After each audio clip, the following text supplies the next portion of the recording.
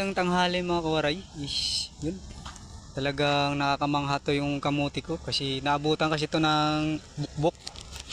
Yung namamatay sila, yung kinakain ng mga yung mga insekto yung mga nila, katawan, is namamatay sila. Ayan oh.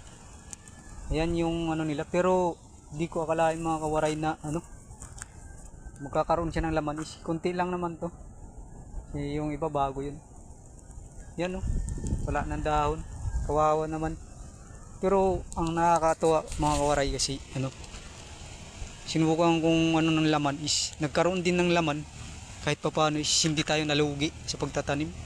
Siguro kung nagkaroon tayo ng abono na magandang pataba sa lupa, kasi yung lupa kasi dito is kailangan may pataba. So ayan, yung siguro yung naawa sa atin yung sa taas is talagang sobrang napaka swerte ko kasi hindi ko akalain may laman. Ilang buwan pa lang is may laman na. Kinuha ko na lang kasi sayang.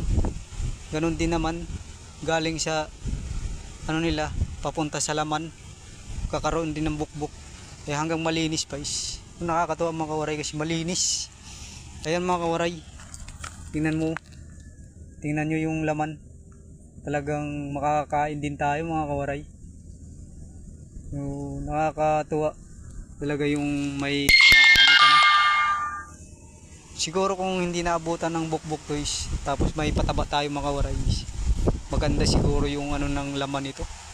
Si yun pa lang is yung pataba lang natin is kakapiranggot lang ng mga tayo ng baboy. Pero yung tayo ng baboy is matagal na yun, naging lupa na, is inabuno natin. Ito paano is makakuha tayo ng laman is yun. Nakakatuwa talaga mga kawaray. Yan, talagang nakakuha tayo ng laman mga kawaray ng kamuti natin. Nakapag-harvest din tayo kahit pa paano.